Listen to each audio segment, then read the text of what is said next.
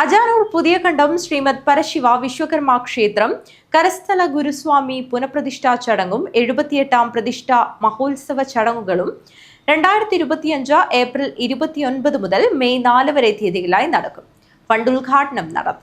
അജാനൂർ പുതിയകണ്ടം ശ്രീമദ് പരമശിവ വിശ്വകർമ്മ ക്ഷേത്രം കരസ്ഥ ഗുരുസ്വാമി പുനഃപ്രതിഷ്ഠാ ചടങ്ങും 78ാം പ്രതിഷ്ഠാ മഹോത്സവ ചടങ്ങുകൾ 2025 ഏപ്രിൽ 29 മുതൽ മെയ് 4 വരെ നടക്കും.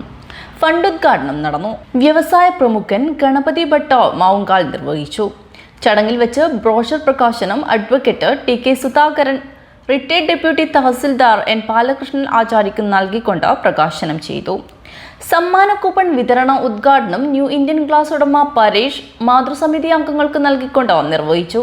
സമ്മാന പദ്ധതിയുടെ ബമ്പർ സമ്മാനം നൽകിയ സജീഷ ജ്വല്ലറി ഉടമ സതീശൻ രാവണേശ്വരം ഗ്രാമകമ്മിറ്റി ബാലകൃഷ്ണന് കൈമാറി.